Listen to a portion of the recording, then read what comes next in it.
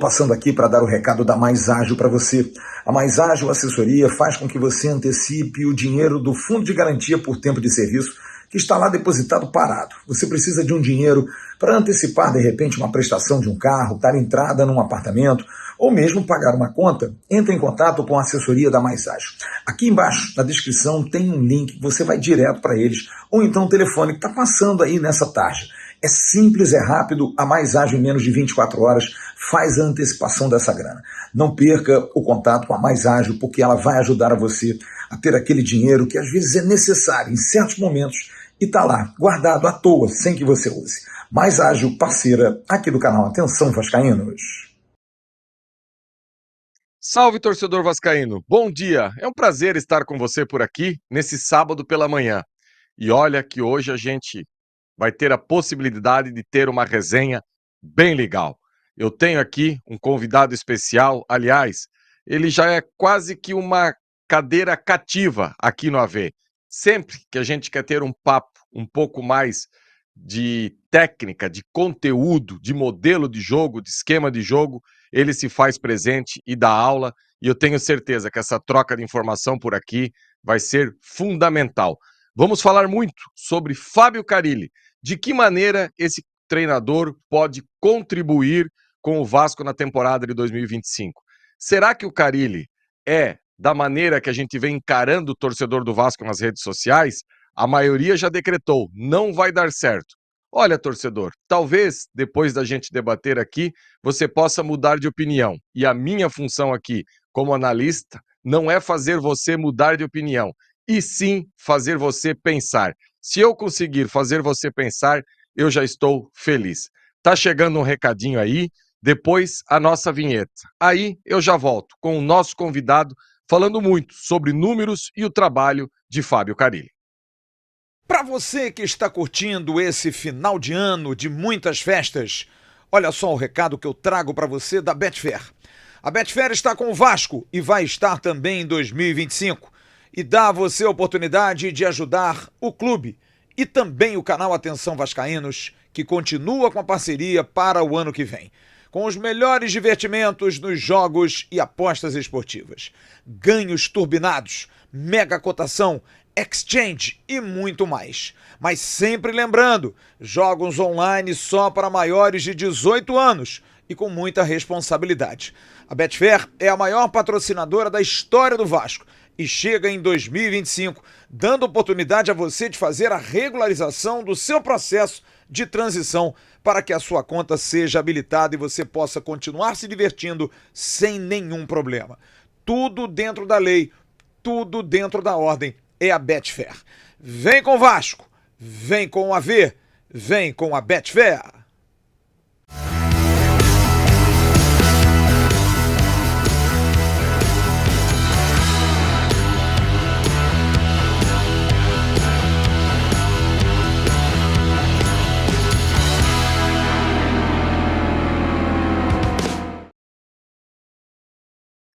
Então, torcedor, não falei para você? Olha quem é que está dividindo a tela comigo aqui nesse sábado pela manhã.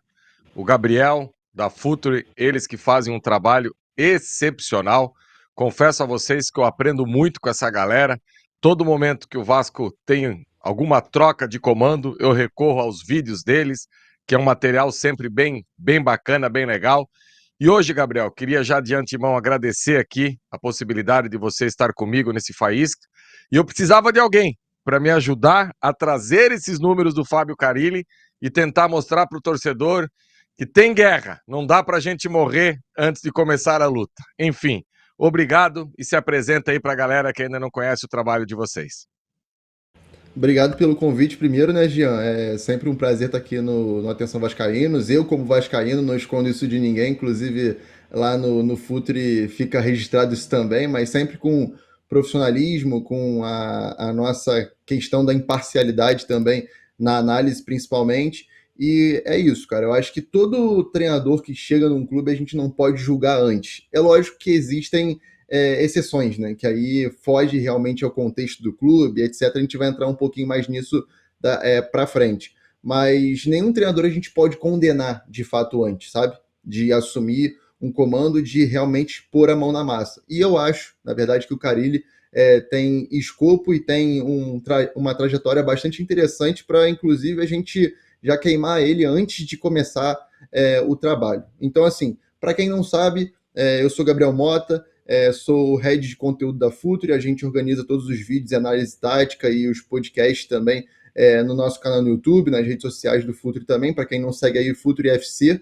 E, inclusive, ontem, na sexta-feira, a gente já soltou um vídeo de como jogam os times do Fábio Carille. Então, fica o convite também para você ir lá conferir, que eu mesmo fiz a análise. E o que eu posso adiantar para vocês, vascaínos, que estão já no início desse nosso programa de sábado de manhã, é que tem muita guerra pela frente, como o Jean bem disse, e está longe de ser um desânimo no sentido da gente pensar em time e em configurações também.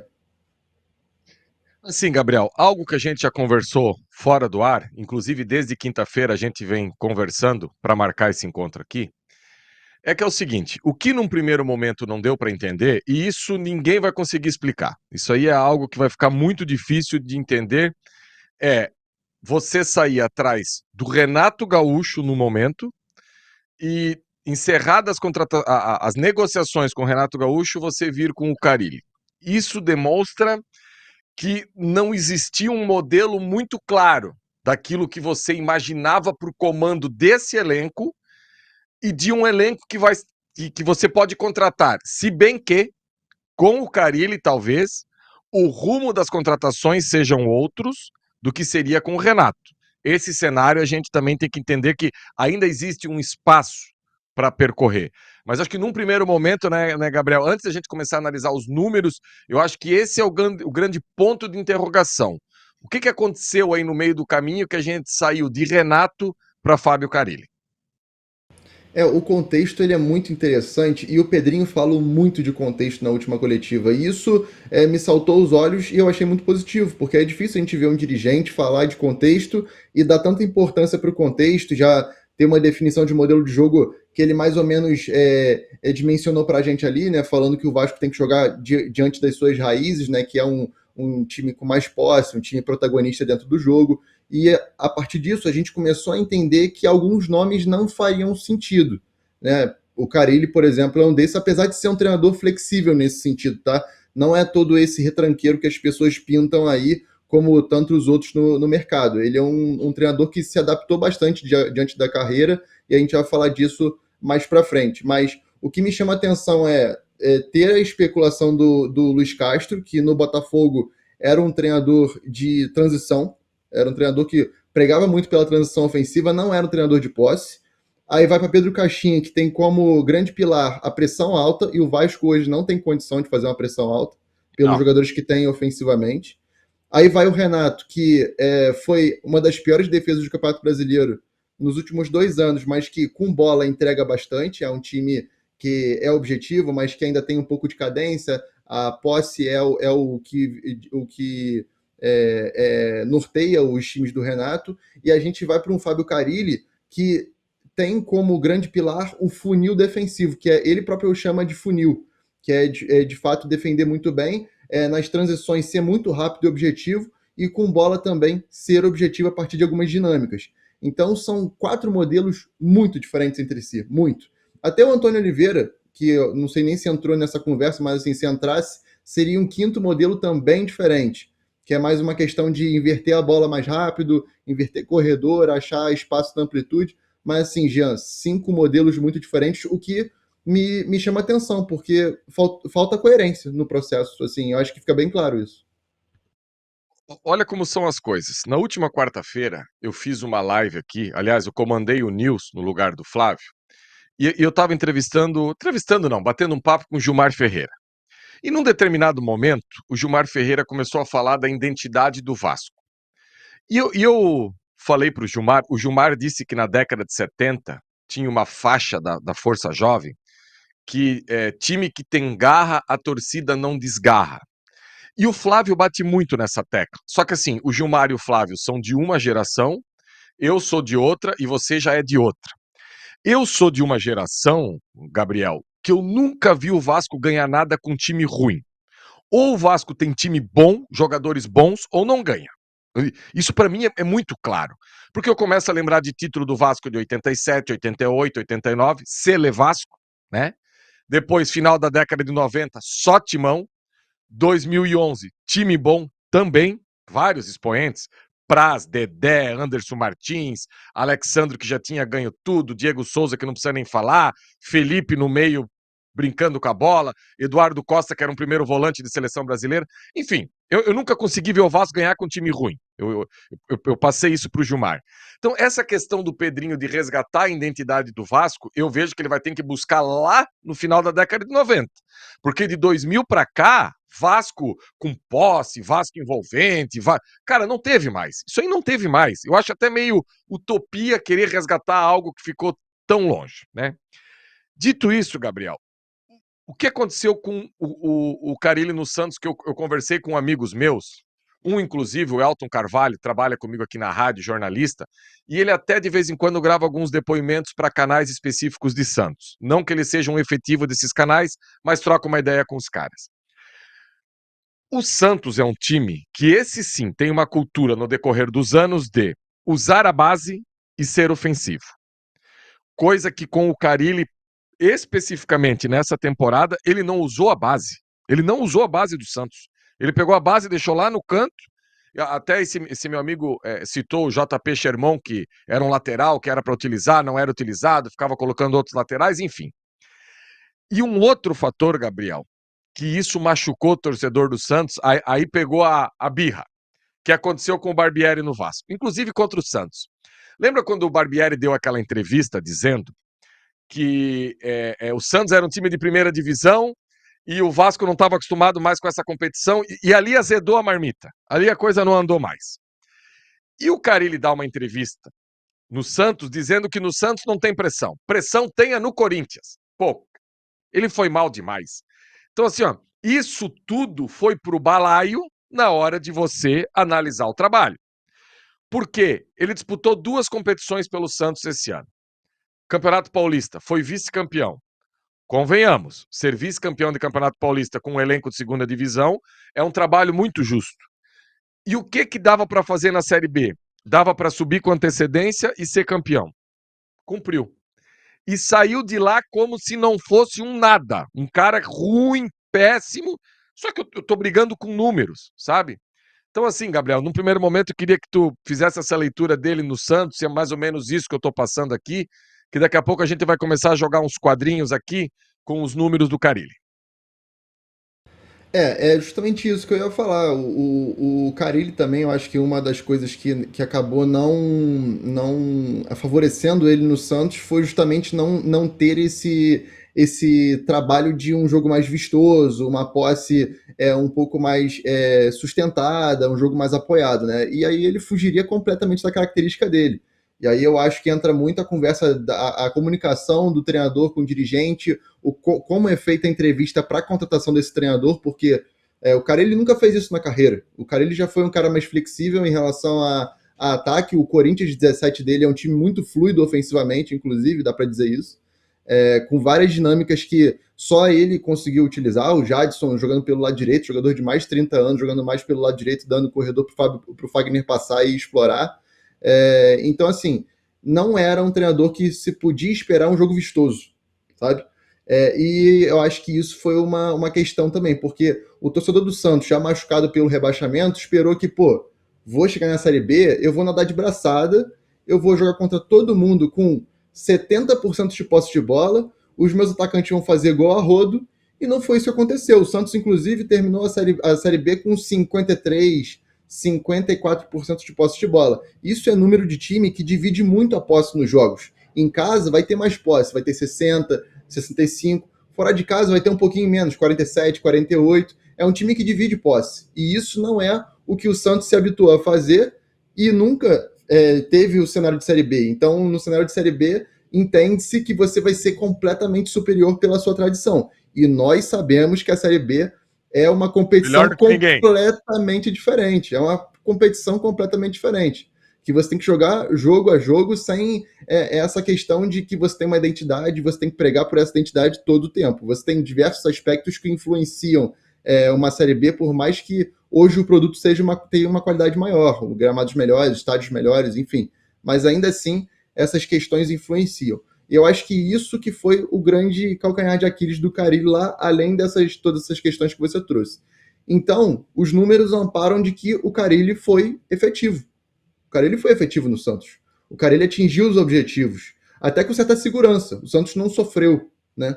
Então, eu diria que está longe, como eu disse, está longe de ser uma escolha ruim. O que me espanta é o processo, como a gente falou antes. A quantidade de nomes, a discrepância de ideias que se enquadraram aí durante essas 2 últimas semanas.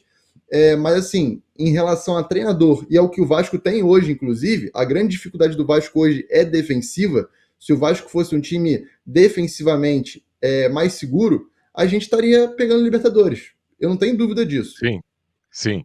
E eu acho que, assim, para mim, está sendo coerente. Assim, em relação às deficiências do que a gente tem, é coerente. Se você pegar a tabela, se eu não me engano, o Vasco foi a segunda equipe mais vazada do brasileiro. Se você pegar a tabela... Só perdeu pro Grêmio, do Renato. Isso. Meu Deus do céu. Olha como é louco isso. Agora, se por exemplo assim, processo de seleção, primeiro nome, Tite, não deu certo. Jair Ventura, não deu certo. Carille, opa, entendemos. Entendemos que nós queremos ali alguém que tenha cuidados defensivos, né? Então é basicamente por aí. Igor, eu vou pedir para você, Igor, colocar na tela. E aí, meu amigo, esses números do Carille você pode colocar até de forma aleatória. Você pode ir colocando que a gente vai trabalhando, eu vou trocando uma ideia com o Gabriel aí. Esses quadros que eu passei para ti, só os campinhos vão ficar num segundo momento, que daí a gente vai trazer pro Vasco, que é um trabalho que o Gabriel fez aí. Olha só. Fábio Carille enfrentando clássicos paulistas. Softscore, parceiro aqui do canal Atenção Vascaínos. Isso não só na passagem do Santos, óbvio. Eu tô falando de Santos e Corinthians.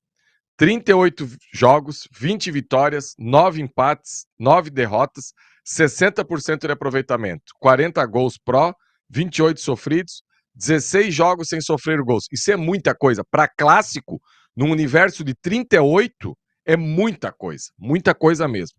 Contra o São Paulo, ele tem 64% de aproveitamento. Ou seja, podemos quase chamar de Mister Clássico. É um aproveitamento ótimo, se você parar para analisar isso aqui, né? Tem um outro quadro, pode ser o outro da Softscore também, Igor, que é ele só de Campeonato Paulista, que, convenhamos, é o campeonato aí mais equilibrado. Isso aqui é mais assustador ainda. De 5 finais, ele chegou em 4. Pô, gente, isso é pra trollar. 39 vitórias, 18 empates, 16 derrotas. 61% de aproveitamento, 90 gols pró, 56 sofridos, 9 finalizações para marcar um gol, 14 finalizações para sofrer um gol, 3 títulos. Gabriel, brigar com isso fica complicado, né? Brigar com esses 2 primeiros quadros aí é algo que fica difícil.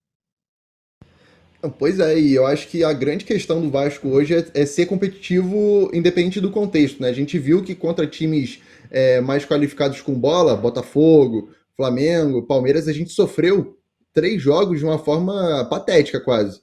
2 com Álvaro Pacheco, São Paulo. Verdade. São Paulo? São Paulo também. Então, assim, o Vasco foi muito vulnerável contra esses times, principalmente deixando muito espaço nas costas dos volantes. Então, assim, era um time que competia pouco nesses grandes jogos. E ficava muito sem identidade. A gente até ficava meio perdido em relação ao que Vasco a gente ia ver contra esses grandes times. Porque muitas das vezes o Vasco do Paiva era um time de transição, mas quando foi jogar contra o São Paulo, contra o próprio Botafogo, e quis encarar de igual para igual, a gente tomou piaba. A gente não jogou. E a gente só assistiu jogar. Então, assim, é interessante também você ter um perfil desse, porque, como a gente disse, o Vasco tem uma dificuldade defensiva gritante durante o ano inteiro. Muito pela não contratação de um zagueiro para ser parceiro do João Vitor. Tudo bem. Mas a defesa é um combinado. É um setor inteiro. Não é um zagueiro que vai afundar a defesa, o Léo ou o Maicon, como as pessoas bateram o ano inteiro. O que afunda a defesa é o conjunto, cara. Então, se você não tem um conjunto bem alinhado, compacto, a defesa vai sofrer. E contra times maiores a gente sofreu muito.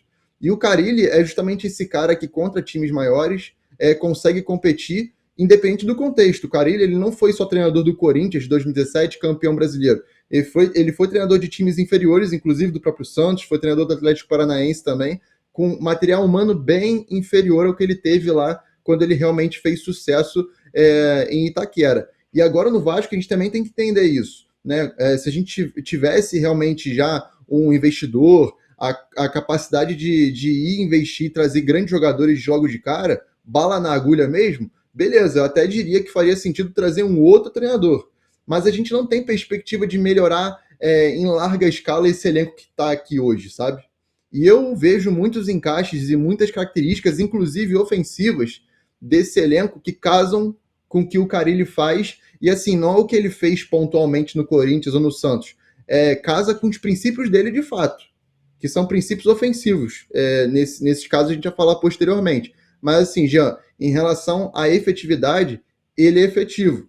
A gente dá para dizer que o Carille é mais efetivo hoje do que o Renato, em números. O Renato foi vice-campeão brasileiro com a pior defesa do campeonato, cara.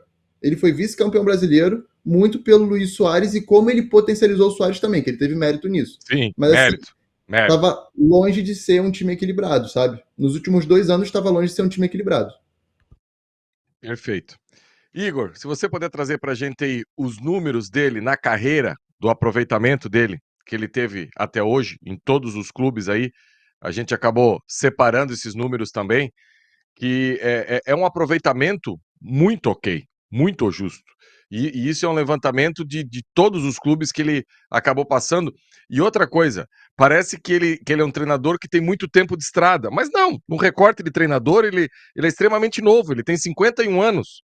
Então foram poucos clubes, e isso é uma das razões que o Marquinhos trouxe na noite de quinta-feira no News, quando teve o anúncio dele, que o Vasco buscava um treinador com trabalhos longos, não um cara que larga no meio do caminho. Então, se você parar para pensar, um cara que tem 9 anos de carreira com essa quantidade de clubes, é um cara que acaba se identificando. Então, na carreira, o aproveitamento dele é de 54,63%. E olha que está contaminado aí por um trabalho no Atlético Paranaense que não foi legal, com 42%. Isso acabou descendo muito a régua da média no trabalho dele. Enfim, com esse aproveitamento. E tem o aproveitamento dele, e aqui que a mágica vai acontecer agora, que o torcedor vai dar um bugzinho, que é o aproveitamento dele na Série A, Igor. Inclusive, trouxe como parâmetro até o aproveitamento do Renato. Olha só, Série A, por todos os clubes que ele trabalhou, 104 jogos, 45 vitórias, 32 empates, 27 derrotas. 53,5% de aproveitamento. O Renato Gaúcho, 52,3%. Eu não quero trazer isso aqui e não quero induzir o torcedor que o Carille é melhor que o Renato. Não, longe disso. Não tem nada a ver. É apenas números frios que eu estou jogando aqui. Os números dizem que o aproveitamento do Carille na Série A, eu tenho que pegar o mesmo parâmetro, né? O Renato acho que nunca treinou ninguém na Série B, então eu não poderia pegar outro cenário senão Série A. Então, na Série A de Campeonato Brasileiro, e eu estou falando de um universo de mais de 100 jogos, o aproveitamento do Carille é melhor que o Renato. Então, é um número que eu estou trazendo aqui só para contextualizar aquela minha primeira fala, que a gente precisa ter calma na hora de analisar. E como bem disse o Gabriel, a efetividade do Carille está posta em números. Não é um achismo meu, não é um achismo do Gabriel. É algo que está sendo traduzido em números. E agora, torcedor, eu queria trazer para vocês aqui, daí até vou passar a bola para o Gabriel, que ele preparou 3 campinhos, e claro que a gente vai debater, mas para falar de que maneira a gente pode trazer o trabalho do Carille, daquilo que eu vi e analisei, daquilo que ele levantou no vídeo de ontem lá no Futre, do que a gente já tem à disposição e como pode ficar essa equipe do Vasco. E num primeiro momento eu queria trazer uma péssima notícia para o torcedor do Vasco aqui. Para você, torcedor do Vasco, que odiava o Rafael Paiva, que queria matar o Rafael Paiva, porque você tinha certeza que o 4-3-3 do Rafael Paiva era uma tragédia, que aliás nunca foi 4-3-3, sempre foi 4-2-3-1. Mas isso é já um outro debate que eu nem gosto muito de entrar, porque ele é só para um início de projeto. Eu gostaria de trazer para você, torcedor, que o Carille é adepto do 4-2-3-1. Então, para aquele que já tem uma predisposição, Gabriel, a ficar nervoso, a ficar brabo, já vai começar de antemão. Então, se o Igor puder colocar na tela o primeiro aí, campinho aí que o Gabriel preparou para a gente, aí eu passo a bola para o Gabriel dentro daquilo que a gente tem no elenco de hoje, o que ele imagina que dá para ser feito. Então, o Carille, ele tem princípios muito bem definidos, né? Eu acho que isso ficou muito evidente nos trabalhos dele. Inclusive nas entrevistas que ele deu pra gente, já foram dois TPIs que ele esteve conosco, ele fala muito sobre isso, que é o 4-2-3-1, que ele geralmente vai utilizar. Esse 4-2-3-1, ele é móvel diante da fase ofensiva, às vezes vira um 4-1-4-1, dependendo do 10 dele.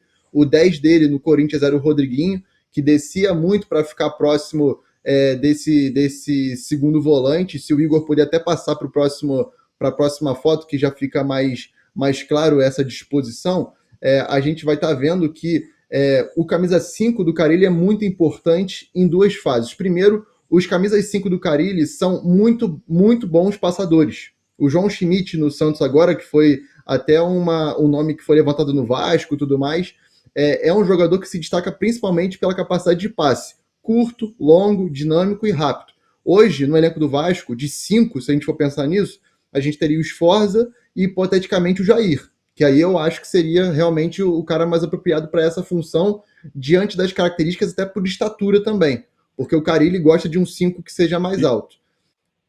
Pode falar, Jean. E assim, né? Vamos pegar como parâmetro agora esse Santos, que também quem jogava mais próximo ao João Schmidt era o Pituca, que é outro cara que joga bola. É outro cara que joga bola. Então, assim, esse 5 não é necessariamente o Pitbull, que o João Schmidt joga, o Pituca joga. Então, eu acho que até pelas características dos nossos volantes que a gente tem aí, agora com a possível chegada de Tietê, com Jair, com Paulinho, vai dar para ele, sabe, desenhar bastante com esses dois volantes aí. E como você falou, eu acho que desses que a gente tem no elenco hoje, quem se sente mais à vontade de exercer esse primeiro, se desenhar o 4-1-4-1, eu acredito que seja o Jair mesmo. Sim, eu também acho. Até porque esse 5 ele é mais posicional. O Jair não é, como segundo volante, um jogador que infiltra muito a área. Eu vejo mais o Jair numa característica de um jogador mais posicional de fato.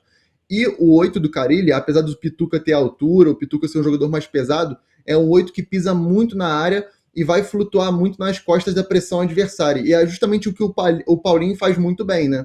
Tanto conduzindo quanto com movimento sem bola. E o Tietê também pode exercer isso, apesar da idade do Tietê ser um pouco mais avançada, ser um jogador que pisa um pouco menos do que o Paulinho. É até um movimento interessante para você ter dois nomes que façam essa função. E o 10 do Carille, tanto o Rodriguinho no Corinthians quanto o Giuliano no Santos agora, que foi o 10 que mais jogou com ele, são jogadores que se aliam muito a esse 8 nessa construção. Mas não se engane por estar próximo do primeiro volante do segundo. O 10 do Carille pisa muito na área. O Giuliano fez muito gol nessa Série B, não tenho o número exato aqui agora, mas ele foi o vice-artilheiro do Santos na Série B, fez muito gol na Série B, inclusive. E o Rodriguinho, para quem não lembra, o Rodriguinho do Corinthians de 17 acabou com o campeonato, jogou muito naquele campeonato. Então o Carille, apesar de ter esse viés defensivo, ele é um cara que potencializa muito, principalmente o seu camisa 10, se esse camisa 10 tem capacidade de fazer gol. E a gente sabe que o Coutinho, a gente não precisa nem falar que ele tem capacidade de fazer gol. E detalhe, né? Tanto o Giuliano quanto o Rodriguinho não são de características de romper, de chegar em velocidade. É um 10 que vai pisar na área com construção, que é o que o Coutinho... Então, assim, a linha de raciocínio é essa. Não precisa ser um 10 aceso que atropela, que pisa na área. Não. Pode ser um 10 de associação, que é essa maneira. E outro detalhe, quando a gente fala de 4-2-3-1 ou de 4-1-4-1, é a disposição, só que esse beirada não precisa ser um beirada de força. Não precisa. Lá no Corinthians, como você falou lá no início, ontem eu fui dar uma olhada nos vídeos, era o Jadson que fazia. E Jadson em força nunca combinou, né? Então, a gente pode ter perfeitamente um beirada. O Santos, esse ano, nessa linha de 3, chegou a desenhar em algum momento Otero e Juliano, Casares e Juliano. O único beirada que tinha que arrastava era o Guilherme. Era o Guilherme. Que tem esse, né, que tem esse viés aí de partir para dentro, de fazer gol, de pisar na área. Então, eu acho que, e por isso, eu acredito que você deixou o 11 ali, até sem o nome, que a gente precisa ir no mercado buscar esse cara. A gente, em algum momento, a gente precisa achar o beirada que tenha o compromisso com o gol. Eu sempre bato nessa tecla, Gabriel. Que eu vejo que o Vasco... Eu não sei qual foi a última vez que o Vasco conseguiu um beirada com o compromisso com o gol, sabe? Nossos beiradas, eles não têm esse compromisso com o gol. Eles são mais de acompanhar. Por exemplo, o Botafogo tem 3-4. O Fortaleza tem 3-4, sabe? E a gente não consegue achar esse beirada com compromisso com o gol. Eu até lembrei de você esses dias que eu fiz um vídeo do Facundo Torres no Palmeiras e a gente fala dessa expressão compromisso com gol, e ele é um cara que tem esse compromisso com gol também. Enfim, aí você tocou num ponto interessante, Ian, que é a disposição dos laterais e pontas, né? Curiosamente, o Santos, do Carille no ano passado, era um time que tinha uma disposição diferente da direita para a esquerda. A direita tinha um viés e a esquerda outro. A direita, por ter um jogador geralmente mais de controle, fosse o Casares, fosse o Otero, fosse o Juliano ali, que eles alternavam muito, o lateral era quem dava amplitude. Normalmente, assim, no mundo ideal do Carille, ele gosta de que os pontas deem amplitude. Ele fala isso, inclusive, na nossa entrevista.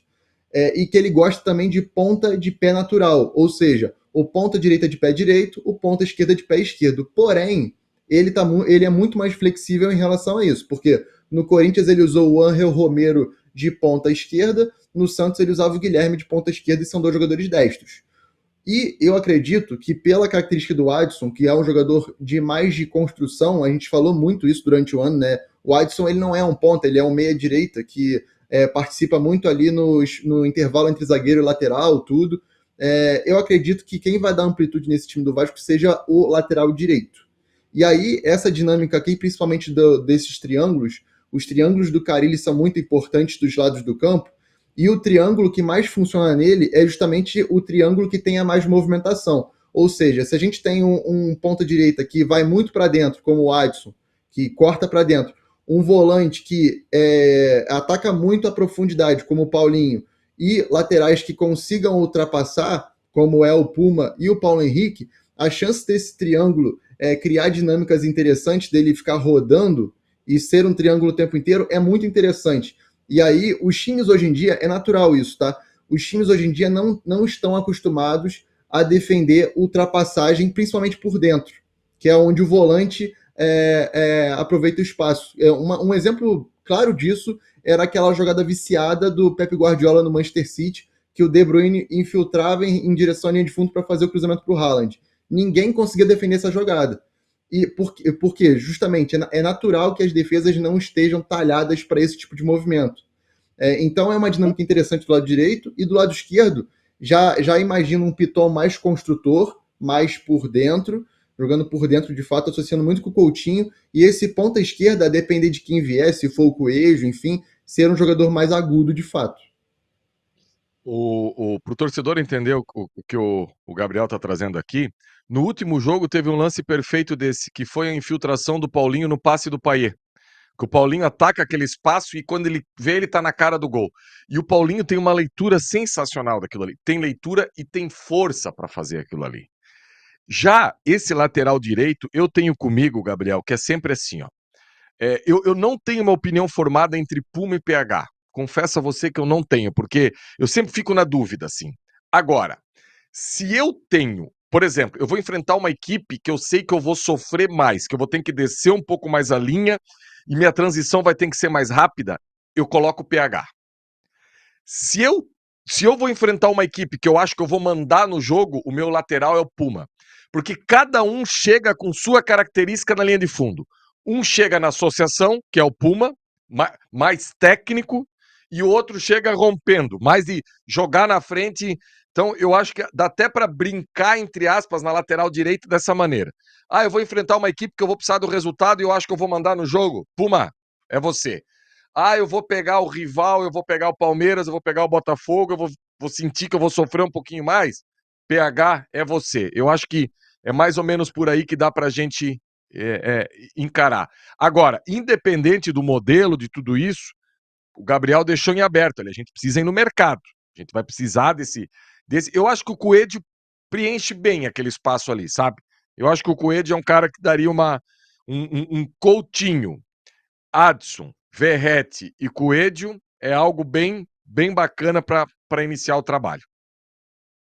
Inclusive essa questão do lateral direito é uma coisa que eu falo bastante também. Justamente essa tese que tu trouxe, Jean, que é importante a gente ter um elenco diverso também, né? Porque se a gente tem dois laterais iguais na direita, dois laterais iguais na esquerda, a gente já vai acabar se anulando e não vai trazer muita dinâmica diferente nos jogos, né? E aí, como tu disse, adversário, a gente tem em cada um desafio diferente.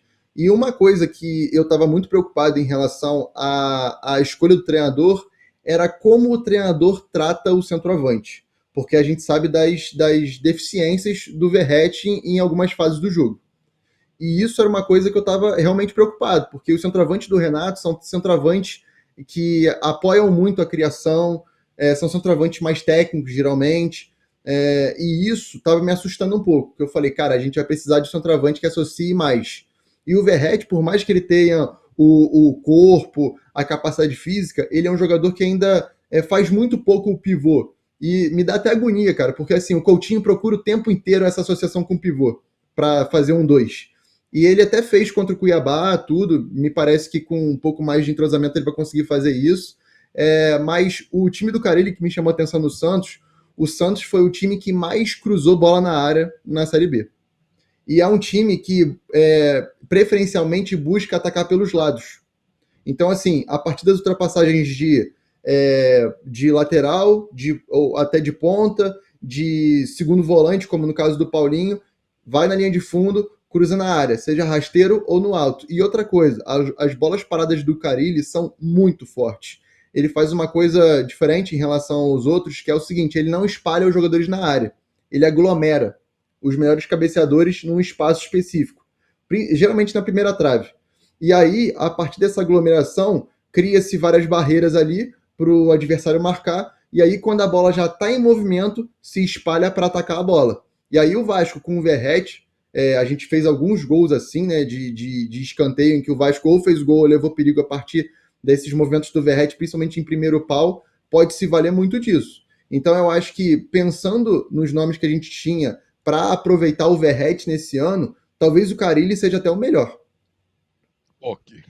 Isso é uma ótima notícia, né? Isso não é uma boa notícia, é uma ótima notícia. Agora, o que eu percebi, e eu já vou chamar o último campinho ali para a gente falar da fase defensiva, que é mais tranquila, acredito eu, é que o Verratti, nos últimos 3 jogos, quando o Felipe assumiu, o Verratti começou a fazer o pivô, sabe? Parece que, para mim, ficou claro que o Felipe disse assim, ô Verratti, vem cá, se você vence todos os duelos aéreos, ou quase todos, um aproveitamento. Cara, o Verratti tem quase o dobro de aproveitamento de duelos aéreos do segundo colocado no Brasil desde que ele tá aqui. Isso é assustador.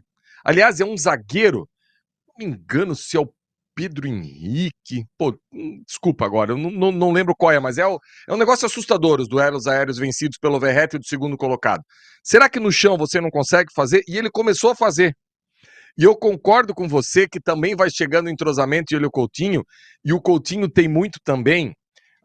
No futsal a galera começa a falar, usar a expressão que é dar o gato, que é você sair e a galera do Vasco não consegue isso. O que o Coutinho dá de bola na frente, eles não conseguem dar esse gato para sair e pegar na frente, eu acho que o Verratti vai crescer e vai crescer muito.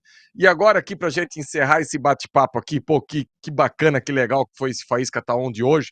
A fase defensiva, eu acho que é mais ou menos por aí.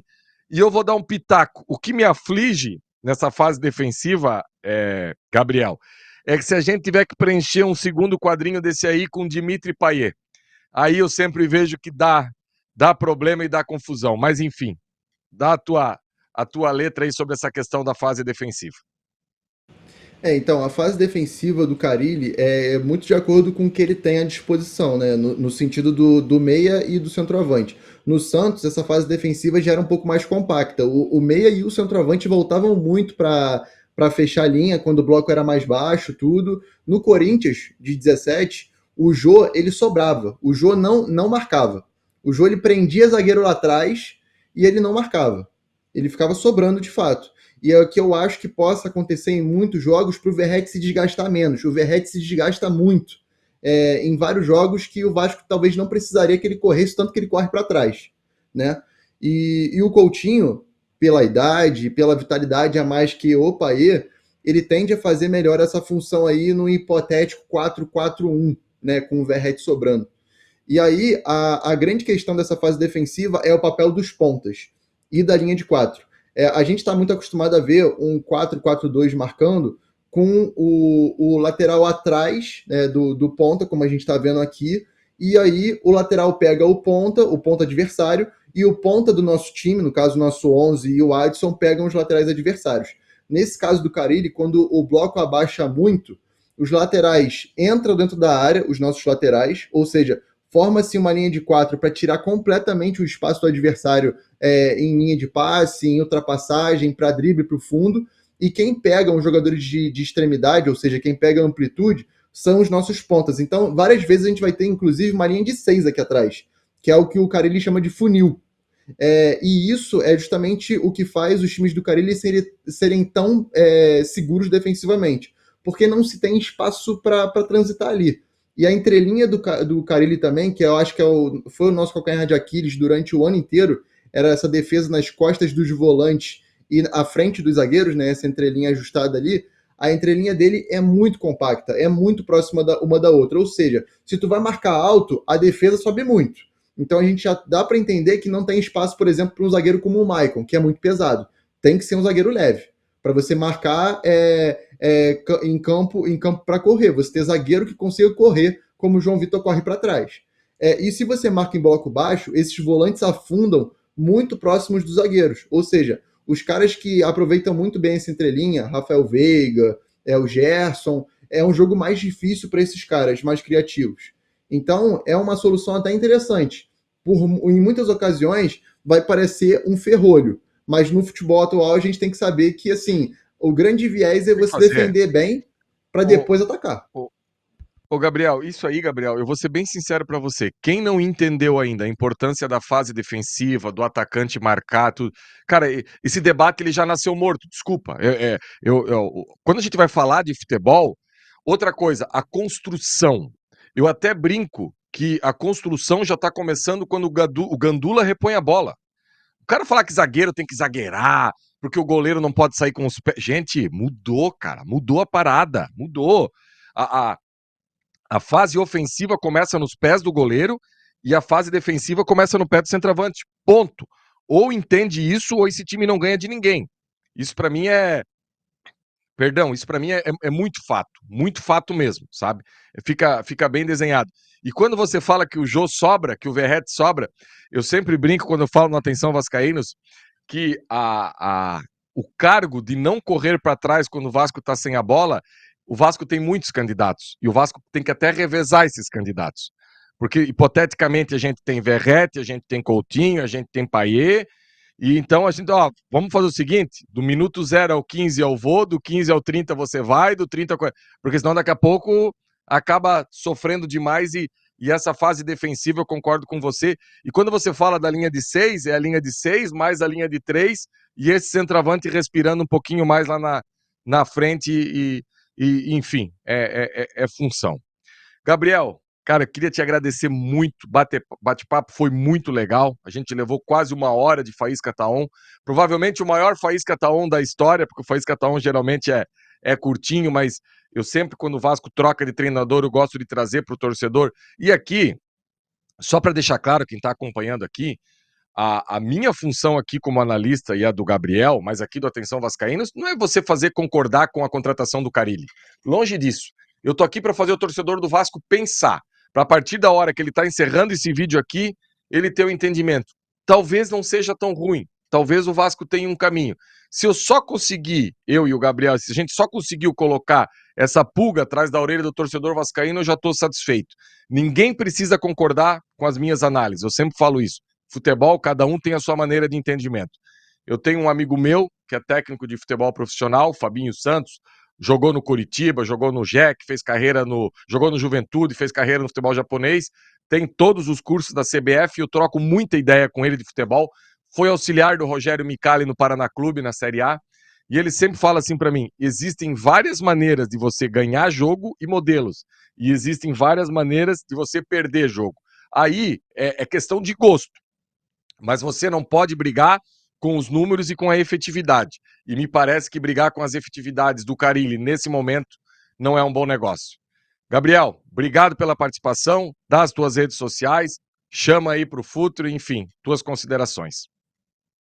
Jean, obrigado muito pela chamada. Assim, é sempre um prazer, falei no início, mas falo de novo, prazer estar aqui. Um abraço para o Flávio, para o Joel, para o Marquinho, galera que produz o melhor conteúdo de Vasco, assim, de longe, em todas as redes sociais, assim, a melhor cobertura de Vasco durante todo o campeonato, todas as 38 rodadas no estádio. Então, assim, é um trabalho completamente louvável e que o Vasco precisava. O Vasco precisava de alguém que desse a importância para o Vasco e conectasse com o torcedor como vocês conectam. Então, assim, é um grande prazer estar aqui. Eu admiro muito todo o canal e todos vocês. As minhas redes, Gabriel Diá Mota, Twitter, Instagram, e o Futre é Futre FC. Se inscreve aí no canal do YouTube, como eu disse lá no início, já tem vídeo do Carille lá, do que a gente pode esperar no Vasco. As redes sociais também, que a gente vai acabar soltando algumas informações de pouco em pouco tempo. E agradeço. Assim, uma mensagem para vocês, como o Jean bem disse, não dá para a gente comparar treinador hoje em dia. Os treinadores são muito distintos entre eles. A gente pode até comparar, como o Jean traçou ali uma linha de raciocínio entre Tite, Jair Ventura, Fábio Carille, que tem a defesa como pilar para depois atacar. Não dá para a gente ficar comparando um Renato com o Carille, um Tite com o Luiz Castro. São treinadores diferentes, gente. Então, assim, é muito da proposta que a gente quer, do que a gente tem à disposição e do que a gente procura potencializar diante das nossas dificuldades. Então, assim, faz sentido o movimento do Vasco. Repito, faz sentido o movimento do Vasco. Então, agradeço a participação, a chamada, e agradeço também a quem assistiu esse Faísca Tá On, que também é dos tops de programa de tática e que abordam o Vasco. Valeu, Jean. Ô, Gabriel, agradeço mesmo. Galera, vou pedir para você aí, deixa o like, compartilha aí nas suas redes sociais, vamos fazer mais gente. Coloca o comentário aí embaixo, concorda com a gente, discorda, não tem problema nenhum. Aqui o debate tá sempre pegando fogo. E você fica ligado, porque aqui no Atenção Vascaínos e também no AV+, tem programação completa. Hoje tem mais vídeos subindo, amanhã, a partir de segunda-feira. E esse período é um período de muita contratação. A gente sabe que é algo que o bicho pega. Ninguém dorme, né, Gabriel? Quem trabalha com futebol fica dormindo com um e outro. O Vasco estava com o Renato, surgiu o Carille, atropelou todo mundo, passou por cima. Então, para produzir material e para fazer tudo isso, é algo que fica bem complicado, mas a gente corre atrás. Abraço, torcedor, tamo junto, obrigado e até uma próxima. Todo dia no Supermercado Boa Sorte tem promoção para você. Tem a segunda da limpeza, a terça do hortifruti, quarta da carne, quinta do laticínio, sexta da feijoada e no sábado e domingo o especial do churrasco. Qualidade, atendimento e melhor preço para você. Supermercado Boa Sorte com 2 filiais. Uma em Jaconé, Avenida Beira-Mar, sem número, Rua 96AC. E a outra na Estrada da Praia Seca, 12.080, Praia Seca, Saquarema. Supermercado Boa Sorte em tudo. Boa sorte na vida.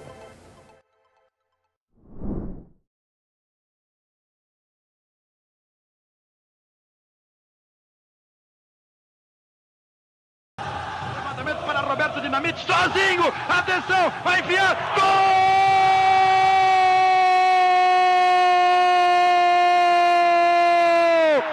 Que golaço maravilhoso do moço que mora em Caxias!